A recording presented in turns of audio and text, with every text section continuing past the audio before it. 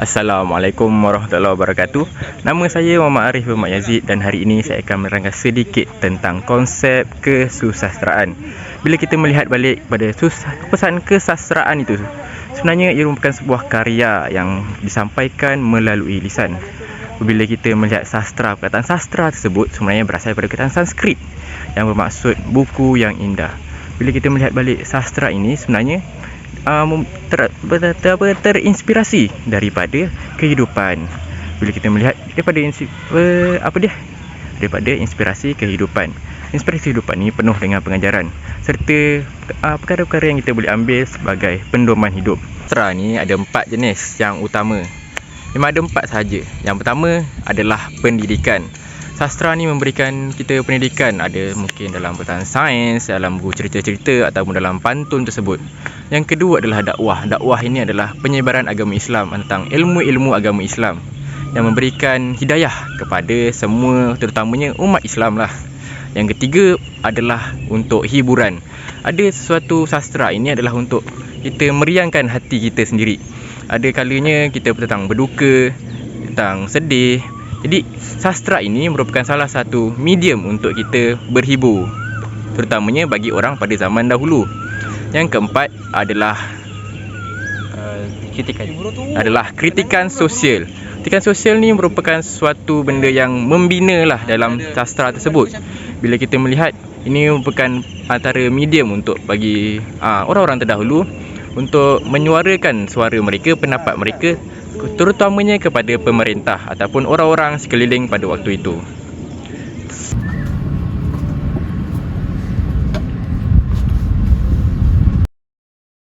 Pandai, pandai, wahai Pak Pandi, anak dipijak, dagang dijinjing, kucing dibunuh, tikus dibeleh, harta habis, badan tergadai. Seloka Pak Pandai. Apabila kita menyebut perkataan seloka Pak Pandai, kita melihat seorang sosok lelaki yang berperangai teruk, yang bersikap suka mengutamakan orang lain dalam setiap urusan. Perkara ini kita dapat lihat dalam seloka itu sendiri, yang melihatkan bahawa ada si dagang dan juga anaknya yang menjadi mangsa daripada perbuatan ayahnya. Kita dapat melihat di sini perlunya kita memberi kepada orang yang berjalan darah dahulu. Hal ini dapat dibuktikan apabila Pak Pandai bukan saja sanggup mengabaikan anak sendiri, bahkan dia juga menyakiti anaknya. Seterusnya, aspek akal budi juga dapat dilihat apabila pengarang mengkritik sikap kita yang tidak memberi sebarang faedah kepada orang lain, sama seperti gelagak rambutan jangan, yang bermaksud tidak mengeluarkan sebarang buah walaupun berbunga apabila tiba musimnya. Kelemahan ini sama seperti diri kita yang melakukan sesuatu tapi tak ada faedahnya.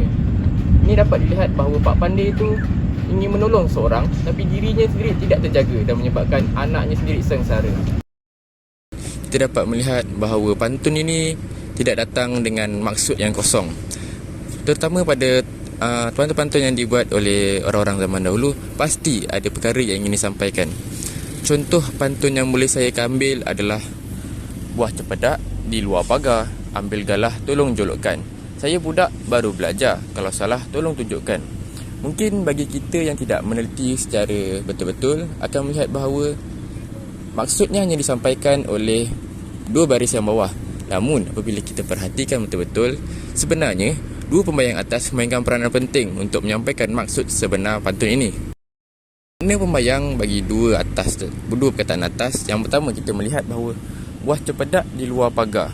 Kita bila fikir buah cempedak di luar pagar, ambil galah tolong jolokkan. Sebenarnya kita lihat bahawa penggunaan galah itu sendiri pun telah salah di situ, kerana bila kita fikirkan buah cempedak ini, buahnya bukan berada di tinggi, buahnya berada di pangkal buah itu. Jadi penggunaan galah itu sendiri telah salah, menunjukkan bahawa yang budak itu telah melakukan kesalahan dan minta tunjuk ajar. Dan kemudian apabila kita melihat perkataan cempedak di luar pagar tersebut, pagar tu menjadi suatu had bagi budak tu. Jadi budak tu tak boleh ambil buah di sepagang pagar. Jadi dia menggunakan galah, tetapi galah tersebut satu penggunaan yang salah. Jadi di situlah maksud yang disampaikan, bahawa saya budak baru belajar, kalau salah tolong tunjukkan. Yang salah itu adalah perbuatan menggunakan galah tersebut. Jadi di sini kita dapat melihat bahawa kesinambungan bagi kedua-dua pembayang dan juga maksud itu tersebut. Gurindam Dunia Pergaulan yang ditulis oleh Zabba. Pengarang Zabba ini ingin berkata bahawa kehidupan di dunia ini menjadi lebih lengkap jika kita bijak memilih rakan. Bila kita melihat balik tentang Gurindam ini, dia menekankan bahawa dunia ini merupakan tempat untuk kita berkawan. Namun, kita mestilah berwaspada ketika memilih seorang untuk jadikan rakan atau sahabat. Hal ini kerana sahabat itu merupakan satu perkara yang dijadikan untuk menemani kita di mana kita juga berada. Sahabat ini merupakan suatu tempat yang bagaikan rumah kedua selain keluarga kita. Selain itu, kita dapat mengenal seseorang melalui budi pekertinya. Jika kita melihat rakan-rakan yang mempunyai sikap yang baik, maka kita juga merupakan orang yang baik. Hal ini kerana boleh dikatakan sikap diri kita sendiri datang daripada sikap-sikap orang sekeliling kita. Itulah yang ingin disampaikan oleh Zabba kerana pentingnya seorang rakan bagi kehidupan diri kita. Ia memberi peribadi kita serta adab pekerti dalam diri kita. Zabba juga ingin menyampaikan bahawa seorang manusia dapat dikenal melalui budi bahasa dan juga pergaulannya. Hal ini kerana datangnya budi itu juga menyampaikan cara percakapan kita, cara perbuatan kita serta tingkah laku kita. Oleh itu, budi pekerti ini sangat penting dalam kehidupan untuk menunjukkan bahawa kita seteramanya orang Melayu yang penuh budi pekerti. Dan kesimpulannya, Zabba ingin menyatakan bahawa seseorang itu akan berkawan dengan orang yang mempunyai minat, umur dan tingkah laku yang sama. Beliau mendapat bahawa sekumpulan kawan yang baik akan menjalankan pelbagai aktiviti kehidupan bersama-sama di mana-mana sahaja. Keikhlasan dalam persahabatan juga boleh mengelakkan berlakunya persekintaan. Oleh itu, kita mestilah bijak memilih rakan supaya hidup selamat di dunia dan di akhirat. Syair pesanan Ibu Sunirah Hassan 2008. Apabila kita melihat syair ini, beliau menekankan bahawa kepentingan ilmu yang sangat bernilai. Ilmu diumpamakan sebagai pagar duri dalam syair ini kerana ilmu yang menjadi pelindung daripada segala ancaman. Kenapa pagar duri? Secara logiknya kita dapat melihat bahawa pagar duri ini adalah untuk mengelakkan kita daripada ancaman musuh, untuk mengelakkan musuh masuk. Begitu juga dengan ilmu.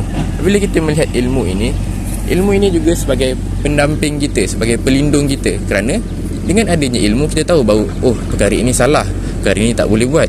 Kerana dengan adanya ilmu kita dapat mengelakkan perkara yang membinasakan diri kita serta mengelakkan orang yang ingin membinasakan diri kita. Itulah umpamanya kawat duri. Seterusnya, kehidupan diumpamakan sebuah permata kerana masa muda merupakan penentu masa depan kita yang menjadi punca kita bahagia atau menyesal seumur hidup. Kita semua tahu bahawa masa muda kita penuh dengan kudrat di mana badan kita berada di tahap maksimum, kekuatan diri kita berada di tahap maksimum. Oleh itu, kita perlulah menggunakan masa muda kita dengan baik. Itulah yang dianggap di dalam syair ini bahawa kehidupan semasa muda ini adalah buah permata. Kerana permata ini yang menentukan sama ada kita di hari tua nanti kita akan menjadi seorang yang berjaya atau sebaliknya. Terusnya, kita perlulah dalam syair ini ia memberikan pengajaran untuk tidak memilih jalan singkat. Hal ini kerana dalam kejayaan tiada jalan singkat untuk berjaya. Kerana semua itu perlukan usaha dan doa yang kuat. Seterusnya, syaitan dijadikan pembayang dalam syair ini kerana syaitan merupakan makhluk yang Allah wujudkan yang bersifat asat dengki dan meruntuhkan iman. Hal ini kerana masa muda ini kita sangatlah menjadi satu perkara yang susah bagi hidup kita kerana berbagai masalah yang akan muncul dalam diri kita. Oleh itu, datanglah sini peranan syaitan ini yang juga mempunyai perangai hasad dengki. Hasad dengki ini timbul dalam hati kita, mungkin ditiupkan oleh syaitan itu sendiri. Kerana masa muda kita dapat lihatlah bahawa rakan-rakan kita tidak semuanya berada di pangkal jalan yang betul. Sebagai contoh, ada yang terpengaruh dengan gejala sosial, hisab dadah dan semuanya. Itulah yang syaitan inginkan. Oleh itu, kita perlulah pegang teguh kepada agama Allah, iman yang kuat agar kita terhindar daripada masalah yang dihadapi oleh syaitan. Seterusnya, syair ini memberikan pengajaran bahawa dunia penuh dengan dugaan yang tak terjangka. Dalam syair ini juga menggunakan perkataan kerang yang tajam, merujuk cabaran yang bakal dilalui mungkin sukar hingga menyebabkan insan yang tak kuat iman dibelenggu masalah. Hal ini kerana kita dapat melihat karang tajam ini membawa kita musibah. Kerana bayangkan kita berada di sebuah lautan dan kita terberenang di sebuah karang yang berduri. Sambil kita berjalan, sambil kita terluka, diartikan juga sebagai kehidupan. Kehidupan ini, kalau kita tidak berhati-hati sambil kita menjalani kehidupan, kita sendiri juga akan rosak. Oleh itu, perkara yang disampaikan dalam syair ini merupakan ilmu itu adalah sangat penting, dan juga iman di dada merupakan satu petunjuk serta jalan yang lurus bagi seorang. Akhir kata, saya ingin mengucapkan terima kasih kepada pensyarah saya yang banyak memberi tunjuk ajar untuk saya menyiapkan tugasan ini, iaitu kepada Puan Zawiyah binti Bahrum. Semoga Puan dapat menerima video saya dan juga dapat merasa seronok melihat video saya. Sekian, terima kasih.